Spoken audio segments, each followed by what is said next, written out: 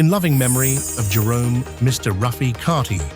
Interview by SXM Daily News. Ministry of Justice notifies public of prison incident. Wanted notice in the alligator investigation into the double murder of March 2nd, 2026. Public meeting of Parliament for deliberations with the Minister of Romy, Patrice Gums.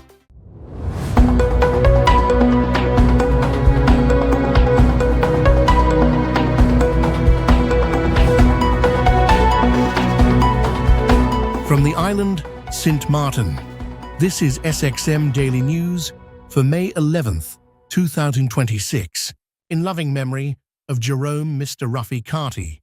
Interview by SXM Daily News. Blessed with a lot of things, a lot of people around me.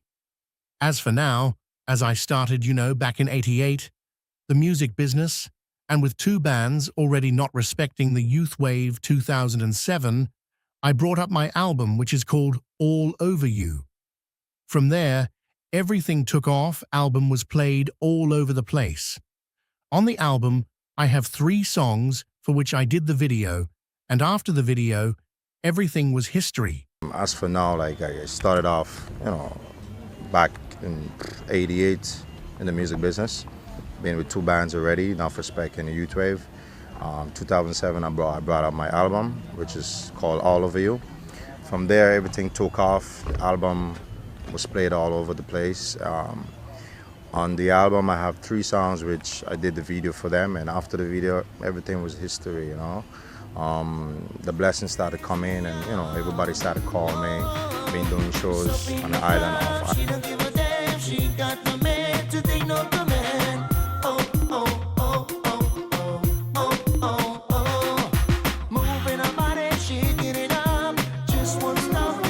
You just have to focus on what you want to do and strive. If you believe in something, you go for it. And as a young person in the music industry, I always say, I want to be somebody important to the music, something to deliver, and I work very hard at it. I have internet right now, so you can serve your intent to get all the different contacts you want. So there, where it started for me, and getting hooked up with the people in Paris who shot my video, everything turned out really nice on Friday because I'm affiliated with them right now. We got a lot of contracts signed, and they're doing my music production and my music. How should I say, all the publicity about me and all the, things about my music up in Paris. Focus on what you want to do and strive for the best. If you believe in something, you go for it. And as a young person in the music, I always say I want to be somebody important to the music, something to deliver, and which I work very hard at it. You have the internet right now, so you surf, you intend to get all the different contacts that you want to get. So their way it started off for me, and getting hooked up with the people in Paris that shot my video. Everything took off really nice right there because I'm affiliated to them right now. We got a lot of contracts signed, and they're doing my music production and my music. How should I say? All the publicity about me and all the things about my music up in Paris. I want to be different than everybody. I want to be different than what we're doing in Samaritan. Some of the artists are not saying anything wrong, but some of the artists, we intend to bring out a city just for Carnival. After Carnival, that's it, and which we do. Only Carnival music is not going to be so true the whole year. I want to be different than everybody. I want to be different than what we're doing here in St. Martin. Some of the artists, not saying anything wrong, but some of the artists, we intend to bring out a city just for Carnival. After Carnival, that's it. And which we do only Carnival music. It's not going to be sell through, the whole year. So what I did, I say, I want to do music that for the whole year and for everybody. I want to do music for the clubs, for parties, for different events. So that is the trick about the whole thing. You do music to appeal to different people. not just only a one-time season thing. I mean, you do a little everything, Khalid. Yes. So you basically create music for not only young people, but that also For the older everybody in people can general, relate yes, to. yes. Your lyrics, you have always been known for nice and, if I may say, clean, really relatively clean lyrics. Yes, that Is that is. something that you stand behind totally? Yes, definitely. It's very important because even when you're doing the videos, the people who shot the video for me, their first thing was like they want to hear the lyrics. You know, is it talking about every day? Is it talking about love? Is it talking about the gangster thing? They don't want to be in that because that don't sell. Nudity, talking about those kind of stuff. They don't want to shot videos like that because it doesn't sell. You know, it doesn't play on the big major TV station. Sometimes I just go in a quiet moment and I go to the beach. Sometimes I see things happening around the community. If I go to the club, I will see something happening. That's where the sound. Shake it for me. Come about. The problem, I say exactly what the girls are doing. So my idea was like, yeah, if you're in a club, especially as a girl, she's gonna be shaking. And so yeah, exactly.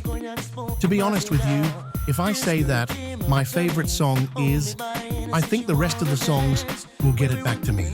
All of them. My favorite sounds. All of them.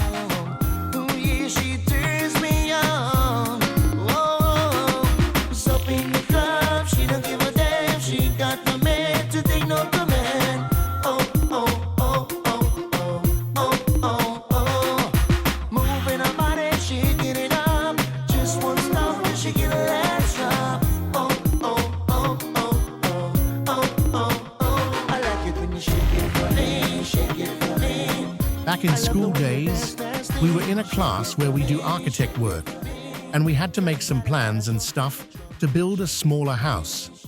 When the teacher gives me my work to do, I never put it together the way that he wanted, so I always cut the pieces of wood differently. So when I did it on the machine, some of the guys in the class said, "Boy, that's rough cut, boy." So there is really start to call me Rough Cut. The name was Rough Cut. So, playing the bar, enough respect. The keyboardist said, "I think you need to sweeten the name a little bit for the lady. Instead of Rough Cut, you should put a Ruffy so," and I just added the there with the name came about, yeah. Right now, yeah, combination, Mr. Ruffy alongside. Where did this name Mr. Ruffy come from? How did you get that name? Why Mr. Ruffy? What does it mean? Oh, well, it's simple. You want me to be honest? Yes, I wanted to be honest. That will work. Okay, well, you know, back in the school days, we was in a class where we do architect work, and we had to like make some plans and stuff and thing to build a small little house, and when the teacher gave me my work to do, I never put it the way that he wanted, so I always cut the pieces of wood differently. So when I did that on the machine, some of the guys in the class said, "Boy, that's a rough cut, boy." So there is where they started to call me Rough Cut. The name was Rough Cut. So being playing the bar with enough respect, the keyboardist said, "I think you need to sweeten the name a little bit for the ladies. Instead of Rough Cut, you should put Ruffy." So, and I just add the Mr. So there where the name came about. So it's stuck since then? Yeah, right there.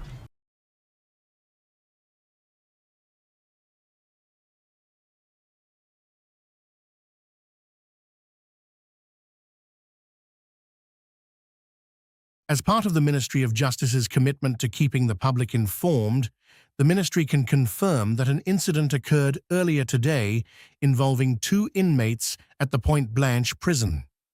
At this stage, the incident is understood to have been an isolated altercation between 2 inmates. Prison staff responded immediately and successfully intervened. No staff members were injured during the incident. Preliminary information indicates the altercation was linked to tensions between the individuals involved relating to an ongoing criminal matter. During the incident, One inmate sustained stab injuries and was transported to the hospital for medical treatment. The inmate will remain in hospital for continued treatment and monitoring.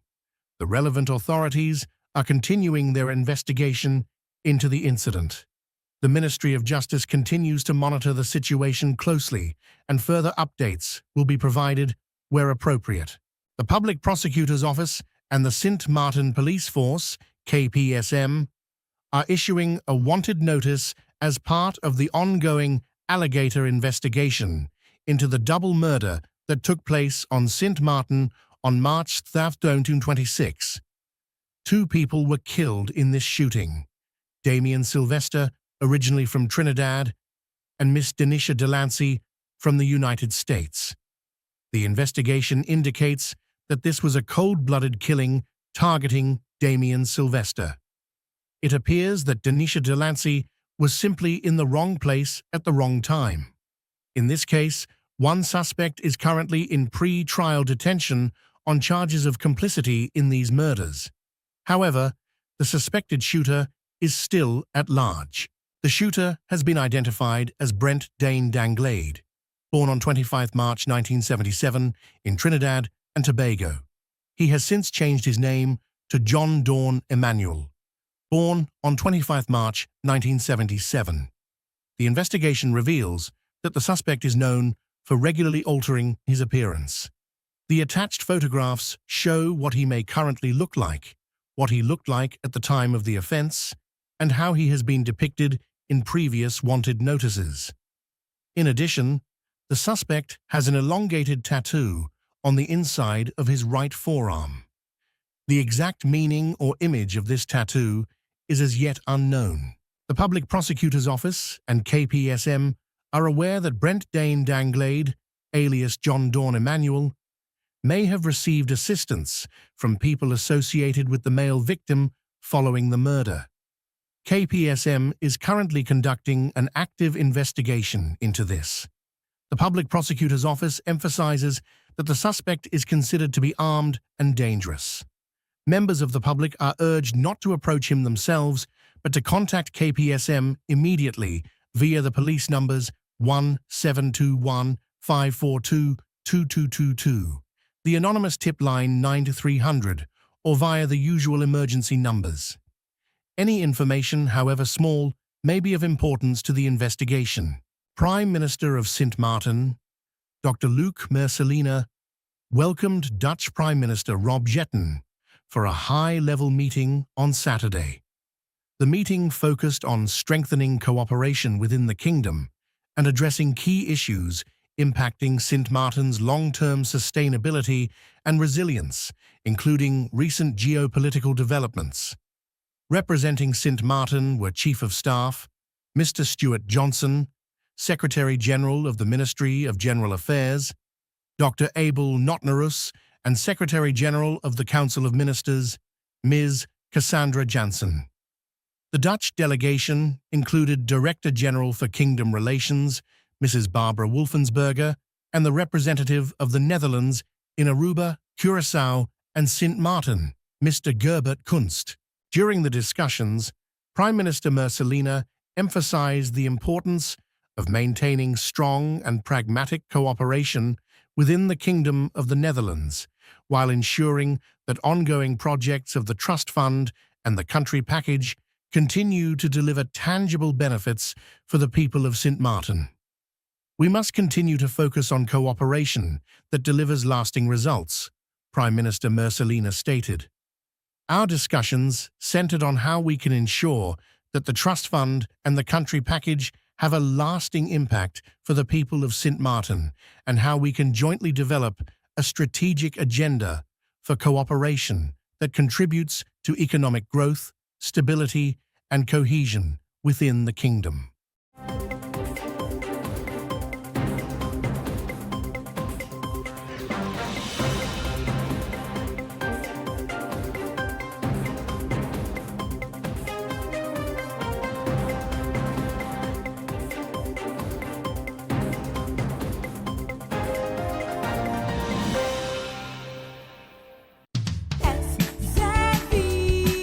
Your social and health insurance.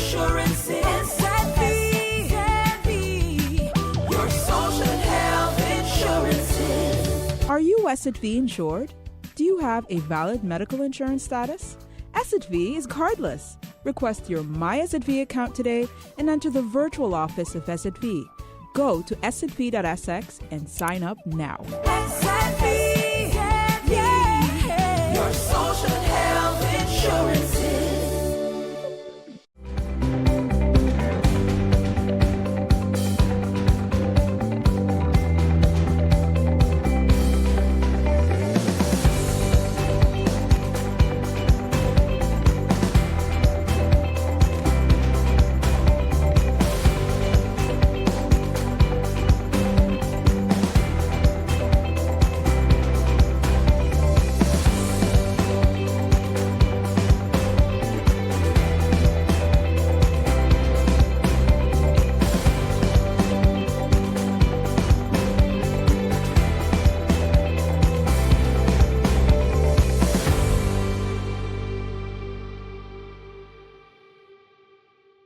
MP York has written to the Minister of Finance outlining a series of operational and administrative concerns at the tax department that have been building since mid-2025 and now risk serious consequences for both staff and the tax-paying public.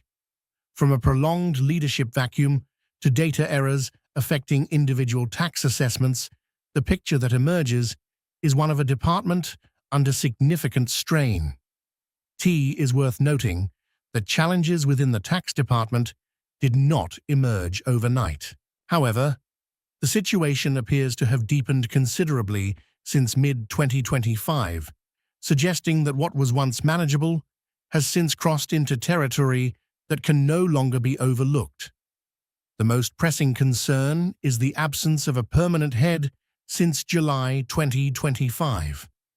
Without stable leadership, oversight and coordinated decision-making have suffered, and the effects are felt across daily operations. Staffing challenges compound the problem. The audit department operates with only 3 auditors, raising serious questions about its capacity to fulfill its responsibilities. Productivity has reportedly fallen below expected levels across the board, despite departments appearing sufficiently staffed on paper. The situation worsened when temporary workers were sent home due to budget constraints, leaving permanent staff to absorb that workload on top of their own, with no internal vacancies posted to offer any relief. The consequences for taxpayers are tangible and in some cases deeply troubling. Inconsistent and inaccurate information is being relayed to the public, the result of decisions made without consistent adherence to established laws and regulations. More seriously, discrepancies involving CRIP numbers have led to incorrect assessments being issued.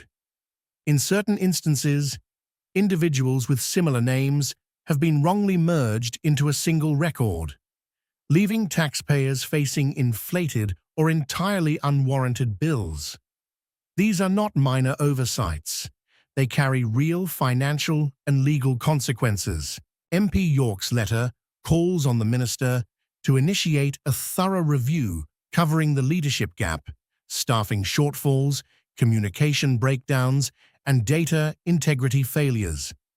The correspondence is not an accusation directed at the Minister, but rather an appeal rooted in concern for the department and the people who depend on it, an acknowledgement that staff are navigating these conditions under circumstances largely beyond their control, and that meaningful change must come from leadership, not from those already carrying more than their share.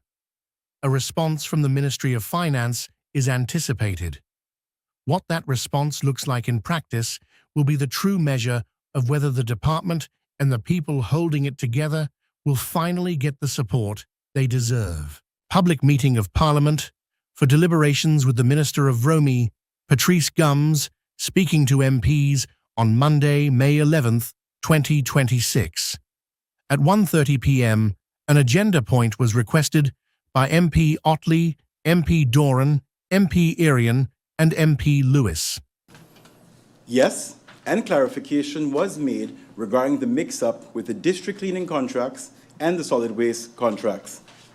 In addition, a group meeting was held with the bidders, wherein I again apologized for the communication mix-up on the failure of the tender, again expressing to the bidders my appreciation for their time and effort taken to complete and submit their bids.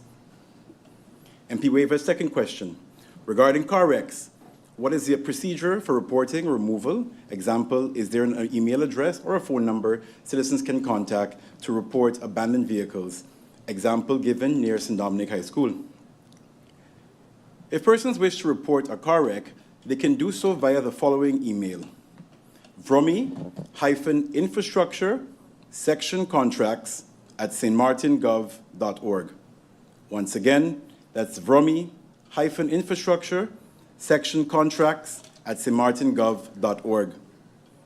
Note, in short, this responsibility will shift completely to section operations within the department, and updated contact information will be provided to the general public.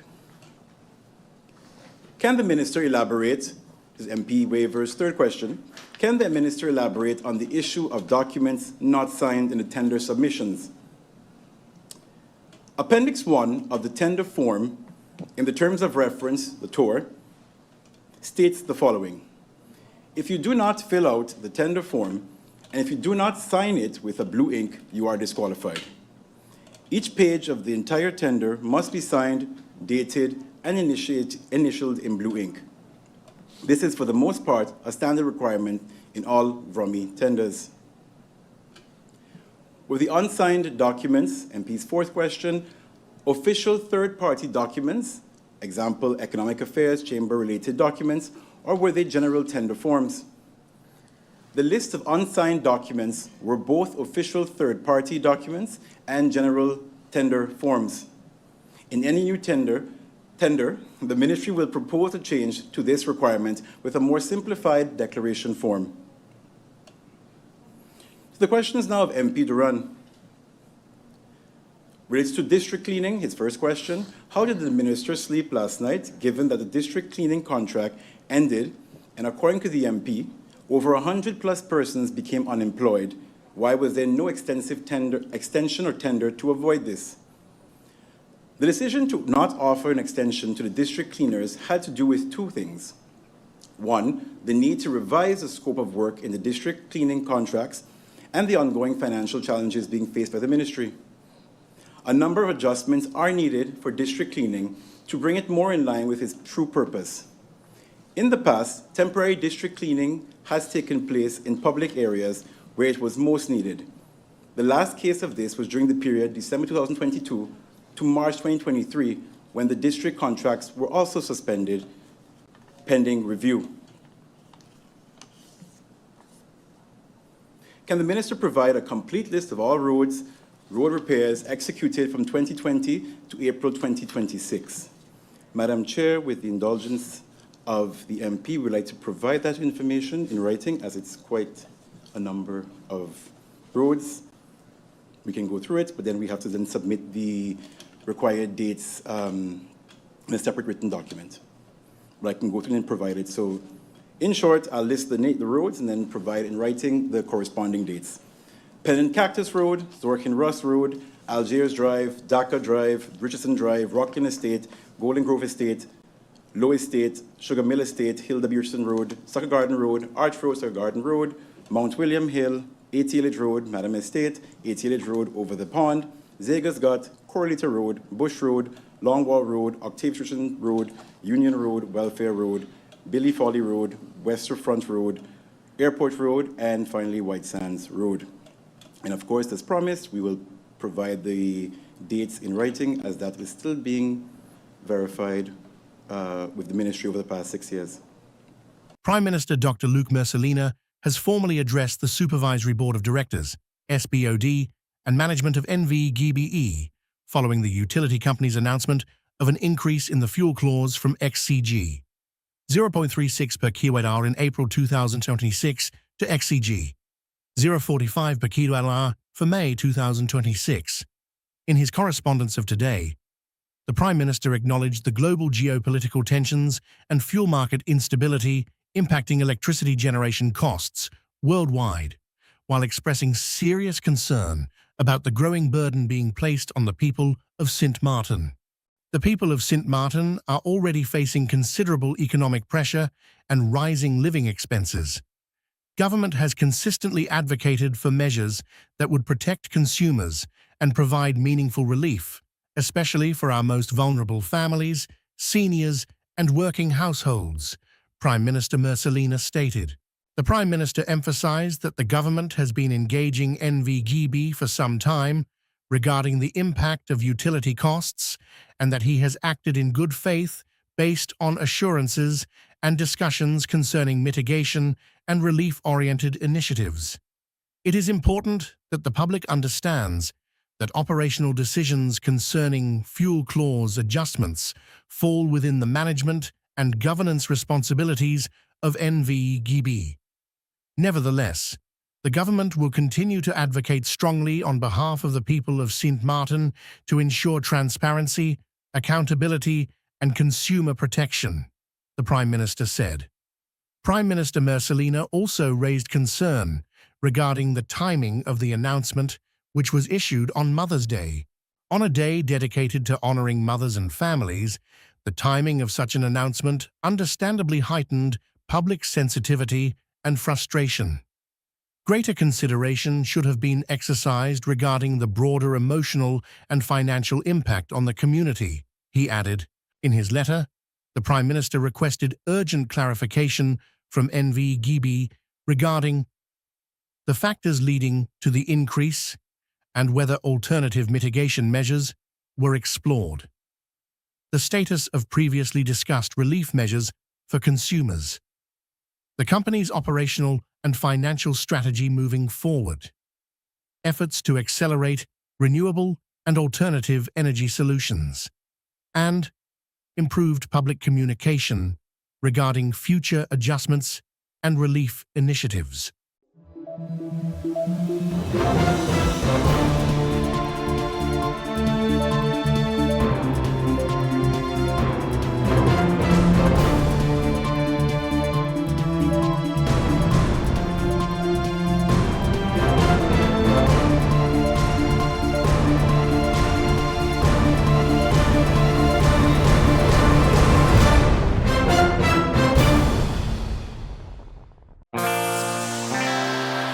Now for the weather forecast, tonight through Tuesday evening.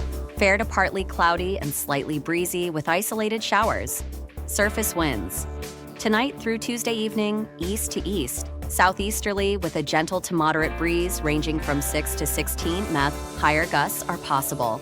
State of the sea. Slight to moderate waves, swells 2 to 5 feet. Outlook through Wednesday evening. Fair to partly cloudy and slightly breezy with isolated showers. And now your 3-day forecast.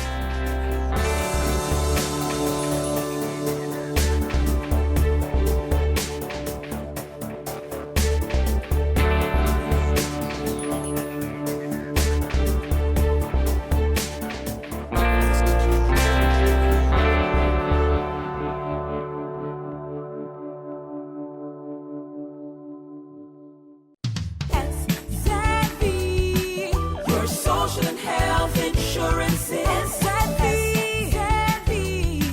your social and health insurance. Are you SXM insured? Do you have a valid medical insurance status? SXM is cardless. Request your My SXM account today and enter the virtual office of SXM. Go to sxv.sx and sign up now. Your social and health insurance.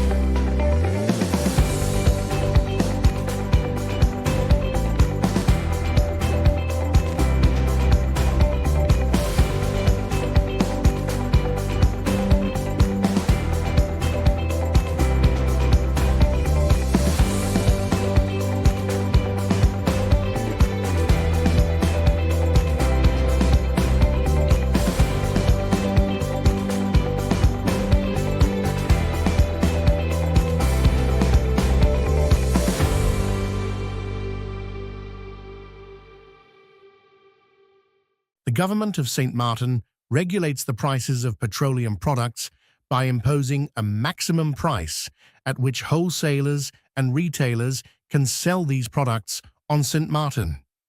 Currently, SOL needs restocking of their fuel, and due to international developments, the prices of fuel on the world market have increased for ULG and diesel unchanged. This has resulted in SOL having to purchase at higher price for ULG, which have been verified by the Department of Economy, Transportation and Telecommunication against international postings. The public is hereby informed that as of Wednesday, May 13th, 6 a.m., the maximum consumer prices of unleaded gasoline and diesel has increased as follows. ULG, gasoline, current price 3.097, new price 3.202, gas oil, diesel. Current price 2.968, new price 2.968, unchanged.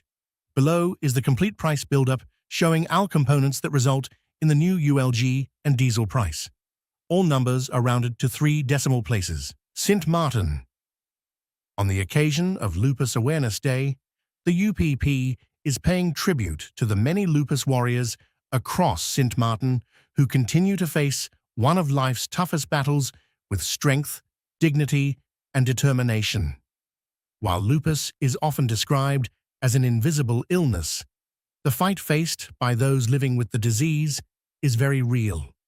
Behind every diagnosis is a person pushing through pain, exhaustion, uncertainty, and emotional hardship while still showing up for their families, careers, and communities. Today is not only about awareness, it is about recognizing fighters, the UPP stated. There are people in our community carrying burdens many will never fully see or understand, yet they continue to rise every single day. That strength deserves recognition and respect. St. Martin leader recognized on the global stage for distinguished public service and inspirational life experience. Women Changing the World, WCW, has announced its 2026 global winners, and St. Martin's own Sarah A. Westcott Williams stands out as a double honoree, earning recognition in 2 distinct categories. Westcott Williams took first place in Woman in Corporate and Public Sector, a testament to her decades of leadership and public service in the Caribbean region. She also claimed second place in Experience That Inspires, 65+, a category celebrating women whose lived experience and wisdom continue to drive meaningful change. The WCW Awards recognize outstanding women from around the world making a positive impact through their work. This year's winners represent a diverse range of fields and nationalities, with Westcott Williams among a select group to receive more than 1 award. To be recognized not once, but twice, reflects a lifetime dedicated to public life and to the people of this country. St. Martin, this is for you, stated Westcott Williams. We are bringing more of the performance to the Foster the Future, a community called to protect, inspire, and champion every child Foster Care Awareness Month.